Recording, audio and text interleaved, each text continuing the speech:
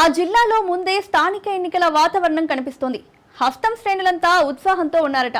ముగ్గురు మంత్రులైతే తగ్గేదేలే అంటూ పర్యటనలు చేస్తున్నారట. ఎన్నికలు ఎప్పుడొచ్చినా గెలుపు తమదే అంటున్నారట. అయితే ప్రధాన ప్రతిపక్షమైన కారులో ఎలాంటి కదలికలు కనిపించడం లేదట.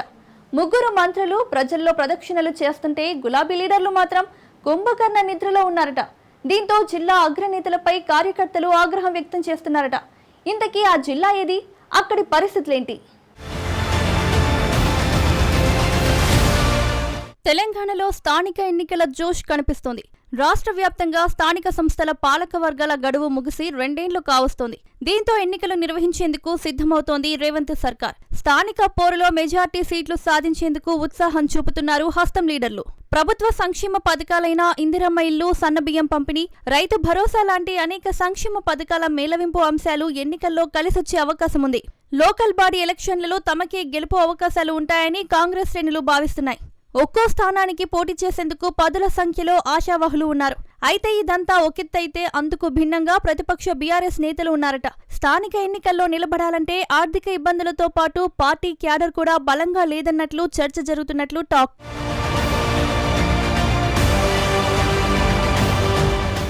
గ్రామీణ ప్రాంతాల్లో ఎన్నికల హడావిడి కనిపిస్తుంటే బీఆర్ఎస్ శ్రేణులు మాత్రం సైలెంట్ గా ఉన్నారట. బీఆర్ఎస్ నాయకులను దారి చూపుతూ దిశానిర్దేశం చేసే నాయకులు కనిపించకపోవడంతో మనకెందుకు వచ్చిన గొడవని లోకల్ లీడర్లు మౌనం వహిస్తున్నారట.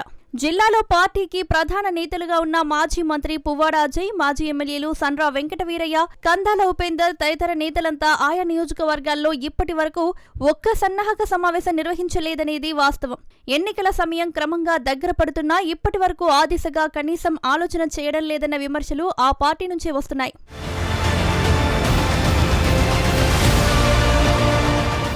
అసలే మూలిగే నక్కపై తాడిపండు పడ్డ చందంగా మారింది జిల్లాలో బీఆర్ఎస్ పరిస్థితి.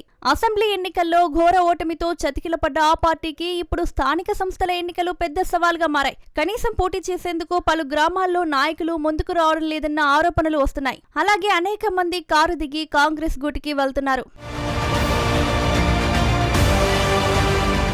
ఖమ్మం జిల్లా అధ్యక్షుడిగా ప్రతి మండలంలో ఎన్నికల సన్నాహక సమావేశాలు నిర్వహించాల్సిన తాతా మధు అసలు జిల్లాకు ఎప్పుడు వస్తారో ఎప్పుడు వెళ్తారో క్యాడర్కు తెలియని పరిస్థితి. అలాగే ఎమ్మెల్సీ కవిత వ్యవహారం ఎన్నికల్లో ప్రభావం చూపే అవకాశం లేకపోలేదు.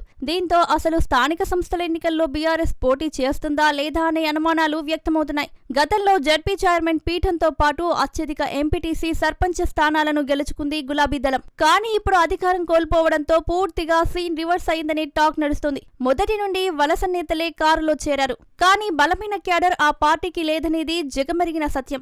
వలస లీడర్ల బలంతోనే ఖమ్మం జిల్లాలో కొనసాగుతోంది.